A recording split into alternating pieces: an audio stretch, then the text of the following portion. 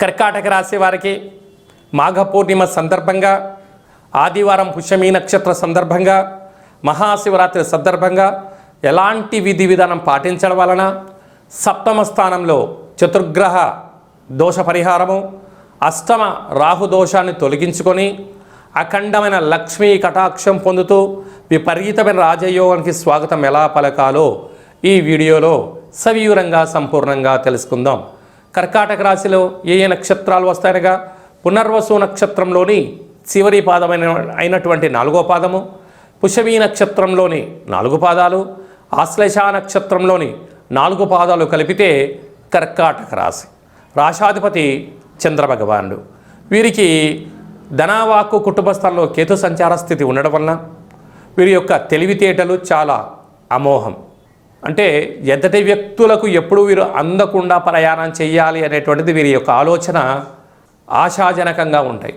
విశేషంగా సప్తమ స్థానంలో అంటే శని భగవాను యొక్క గృహంలో ఆత్మకారకుడు రవి, రుణరోగ శత్రుకారకుడు కుజుడు, బుద్ధికారకుడు బుధుడు, కళత్రతకారకుడు శుక్రుడు సప్తమంలో ఉండడం వలన దయచేసి ప్రేమికులు చాలా జాగ్రత్తగా ఉండాలి. నమ్మకమే జీవిత విధానం. నచ్చలేదు ఎవరి జీవితాన్ని వారు ఉండండి. ఒకరిపై ఒకరు పగ, ప్రతీకారాలు అనేటువంటివి మనిషి జీవితం చాలా చిన్నది.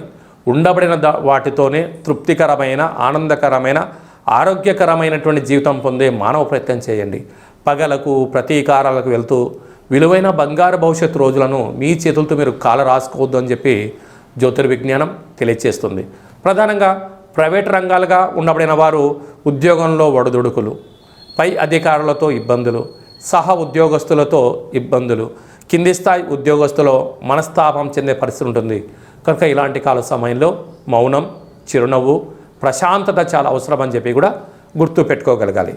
అదే కాకుండా కుజుడు అక్కడే ఉన్నాడు కనుక రుణ సమస్య, రోగ సమస్య, అనేకమైనటువంటి పరిస్థితుల ప్రభావం ఉంది.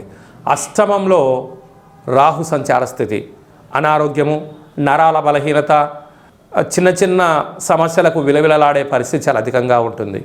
భాగ్యస్థానంలో విశేషంగా శని భగవానుడు, వ్యయంలో గురు సంచార స్థితి ఉండగా వచ్చినటువంటి మాఘ పూర్ణిమ ఆదివారం పుష్యమీ నక్షత్రం అవ్వడం వలన ఎవరు చేసినా చేయకపోయినా తెల్లజిల్లెడు వృక్షం దగ్గర ప్రదక్షిణ, తెల్లటి విరజాజులతో అక్కడ అర్చన, కొబ్బరికాయను నైవేద్యంగా పెట్టడం, శక్తి కలిగితే ఆ వినాయకుడి రూపాన్ని తెచ్చి సింధూరం పోసి ఒక లక్ష్మీ గణపతి హోమ కార్యక్రమం చేసుకుని ఇంట్లో ఉంచుకుంటున్నట్లయితే సకల దోష